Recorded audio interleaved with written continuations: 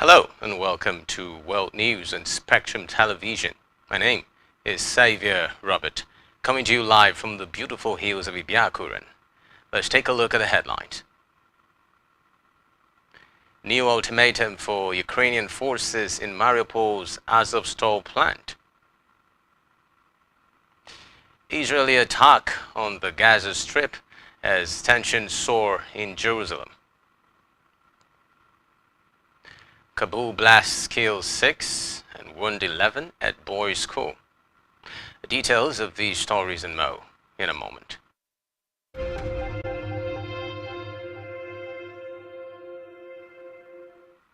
First, in the world news today, Russia's defense ministry has set another deadline for Ukrainian soldiers in the strategic southeastern city of Mariupol to surrender, saying the lives of the troops inside a steelworks will be spared if they stop what it called senseless resistance.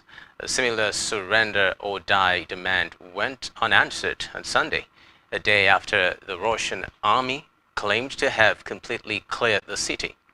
Edward Basharin, a spokesman for the Russia-backed separatists in the Donbas region, said assault groups had moved into the Azovstal steel plant in a bid to rout the Ukrainian troops. Later in the day, the defense ministry said Russian forces had opened a humanitarian corridor so that Ukrainian troops who agreed to lay down their arms could leave the embattled city. Lithuania's parliament has voted to ban public displays of the letter Z, the black and orange ribbon of St. George, and other symbols seen as expressing support for Russia's invasion of Ukraine. Russian military vehicles in Ukraine are prominently marked with the letter Z, and it has started appearing on social media and on clothing elsewhere in support of the war.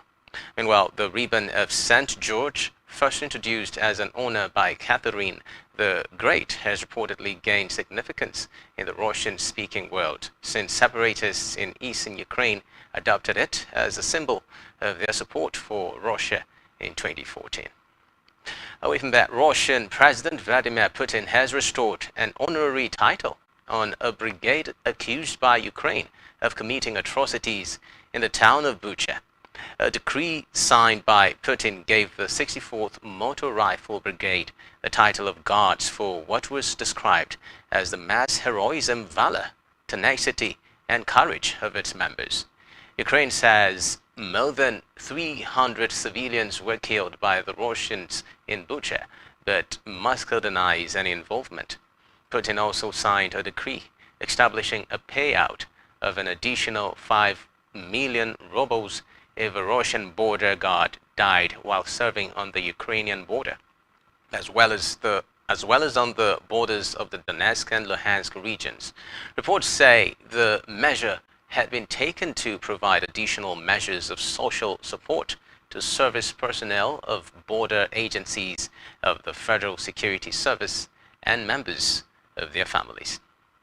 Still in the Ukraine war, Russian forces have seized the city of Crimea as Moscow unleashes its anticipated offensive in Ukraine's eastern Donbas region. Moscow said its forces struck more than 1,200 targets in Ukraine overnight, including several positions in Donbas. Russia reiterated its call for Ukrainian forces in Mariupol to surrender and accuses the West of trying to prolong the war.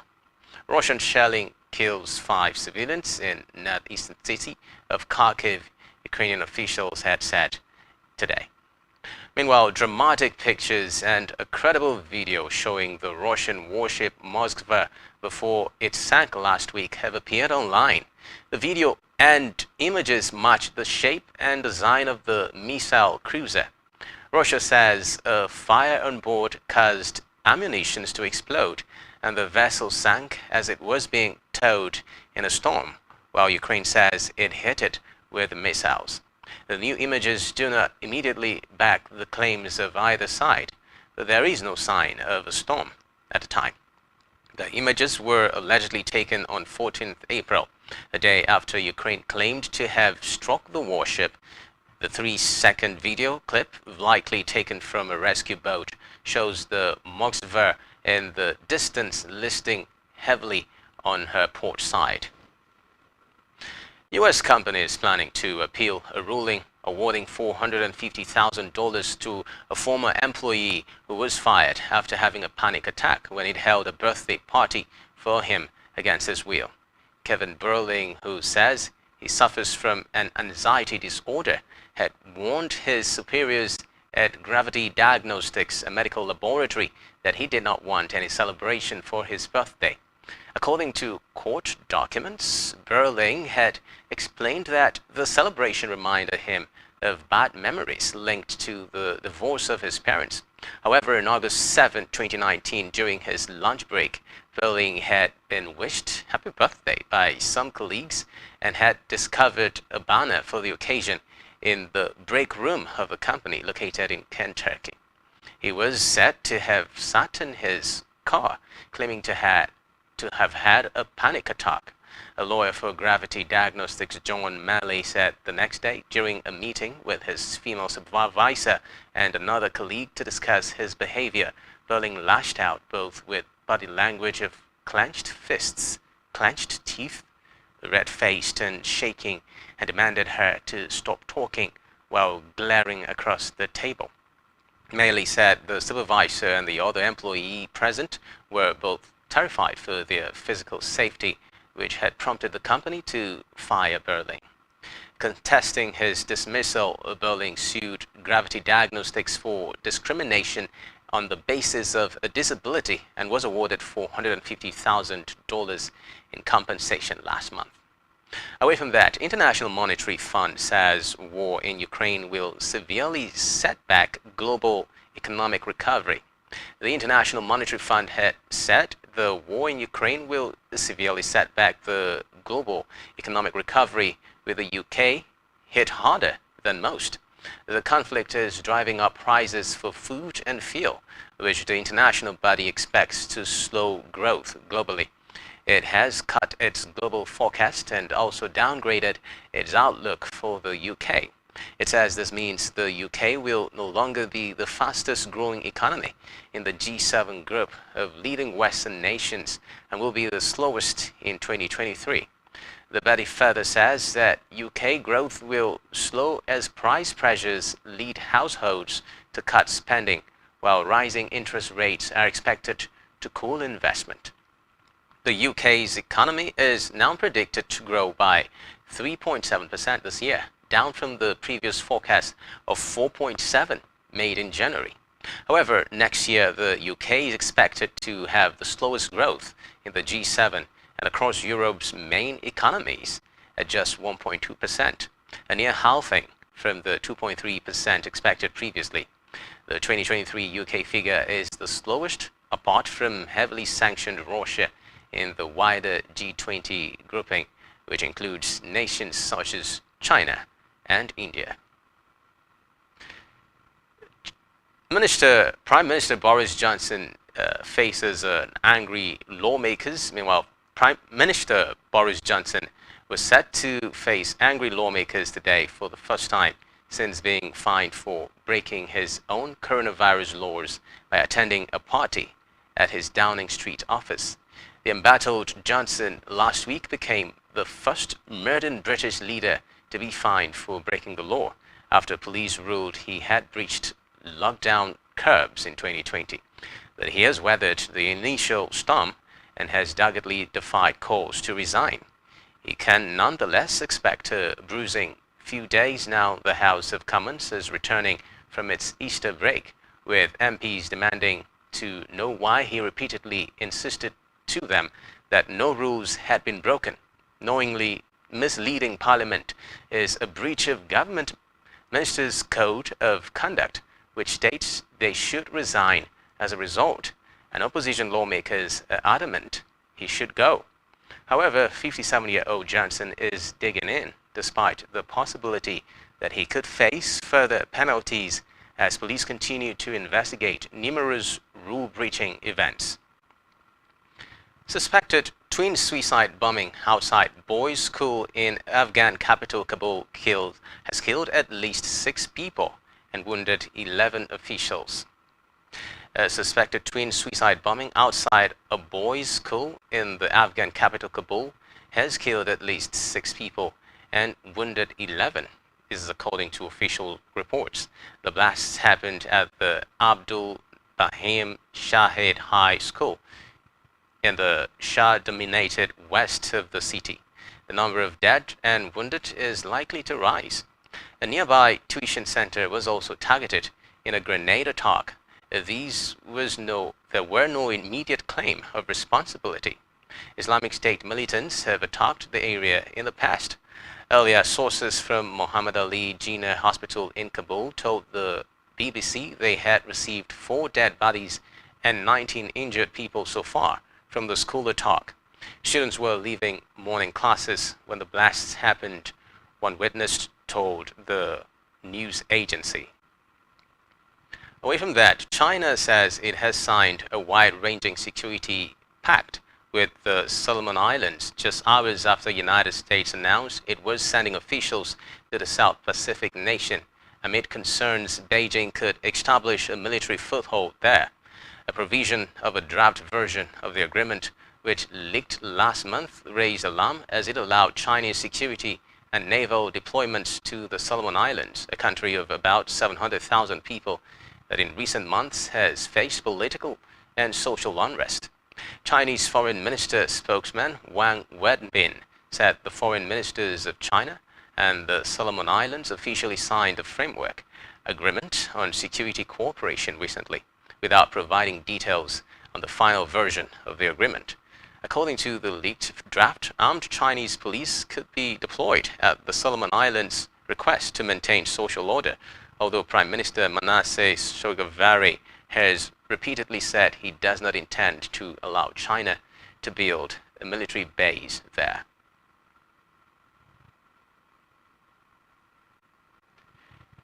Israeli fighter jets have bombarded military facilities in the southern Gaza Strip in response to a rocket fired from the Strip hours earlier. This is according to security officials and other witnesses. Palestinian security officials in Gaza said Israeli fighter jets carried out 7 successive airstrikes on the facilities, which belong to the Islamic resistance movement Hamas, and had been evacuated shortly before bombardment. Hamas' armed wing, Al-Qassam Brigade, said in a short statement that its militants fired surface-to-air missiles at the Israeli fighter jets and forced them to leave.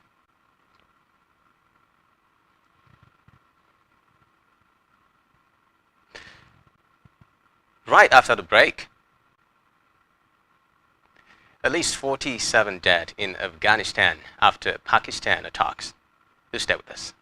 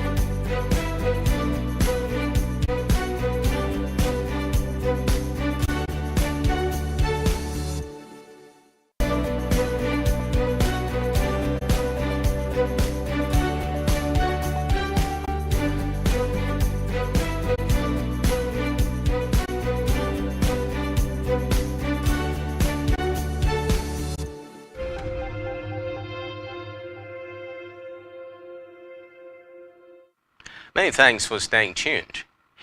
Israeli forces have injured at least 40 Palestinian protesters after thousands of Israeli Jewish settlers marched to the evacuated settlement outpost on Homesh, near Nablus in the occupied West Bank. Parts of the Nablus-Jenin highway were reportedly closed to Palestinian traffic as a result of the march. Reports say settlers departed from the settlement of Shaveh Shamron, northwest of Nablus, on buses. They were reported to have passed several Palestinian villages, including Bolqua, before marching from a location near Homish, which was built upon land that is part of Bolqua.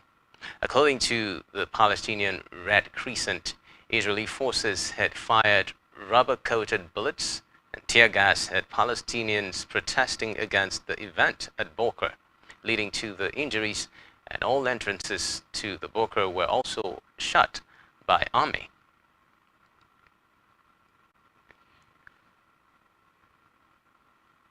Car maker Stellantis has said it was suspending production at its Russian plant due to logistical difficulties and sanctions imposed on Moscow. The world's fourth largest automaker, which produced and sold the Peugeot, Citroën, Opel, Jeep, and Fiat brands in Russia, reportedly has 1% of the country's car market. In a statement, Stellantis said, given the rapid daily increase in cross-sanctions and logistical difficulties, it had suspended its manufacturing operations in Kaluga to ensure full compliance with all cross-sanctions and protect its employees. Japan researchers have developed electric chopsticks to enhance salty taste. Japanese researchers have developed computerized chopsticks that is said to enhance salty tastes, potentially helping those who need to reduce sodium in their diets. Co-developed by Meiji University professor Homei Mishayita and drink maker Kirin Holdings, the chopsticks enhance tastes using electrical stimulation and a mini computer worn on a wristband. Miyashita said the device uses a weak electrical current to transmit sodium ions from food through the chopsticks to the mouth, where they create a sense of saltiness.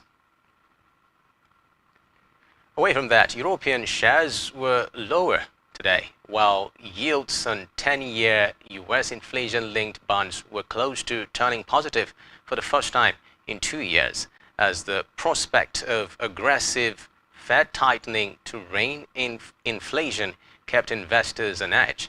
Investors were also preparing for the next barrage of company earnings that will help them assess the impact of the Ukraine war and a spike in inflation. Heineken Nestle and Renault are to report out of Europe this week. Netflix, Tesla, and Verizon are scheduled to report this week from the United States. Yields on 10-year US inflation-linked bonds held near the 2-year highs they reached on Monday.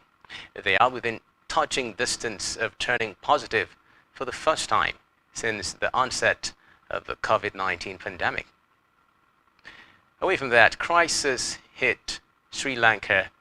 In India, link electric grids. India and Sri Lanka have resumed talks on linking their electricity grids, officially told Reuters on Tuesday, a step that could aid New Delhi's goal of reducing China's influence on the island's nation. Now grappling with a severe economic crisis, there was no immediate prospect that power cuts brought by the crisis could be eased by the talks, which are a preliminary effort on multi-year project both sides have explored before. India has extended assistance running into billions of dollars to its southern neighbor to fight the crisis brought on by a steep drop in foreign exchange reserves that stalled imports of essentials such as fuel, so disrupting supply. Away from that, Mexican Union has called for U.S. probe into alleged labor abuses at Panasonic plant. The Mexican Union on Monday asked the U.S. government to investigate a Panasonic plant for alleged work rights abuses, the latest in a series of disputes seeking to leverage a new trade deal to improve workplace conditions in Mexico. In a petition to U.S. labor officials filed on Monday and shared with Reuters, Mexican Union scientists said the Panasonic 6752.T car parts plant in the border city of Reynosa violated the 2020 United States-Mexico-Canada agreement by signing a union contract behind workers' backs and firing several dozen employees and protesters.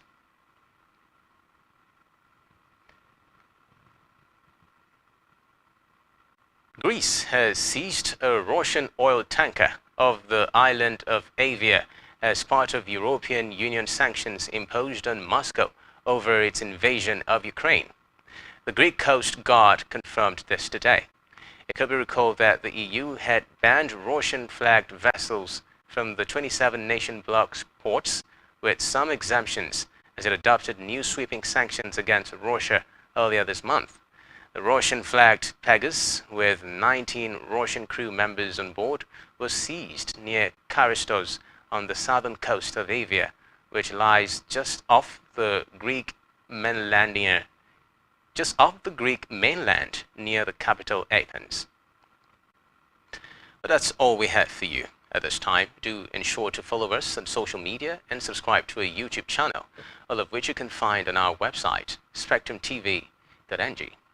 You have been watching World News on Spectrum TV. My name is Xavier Robert. Do have a good day.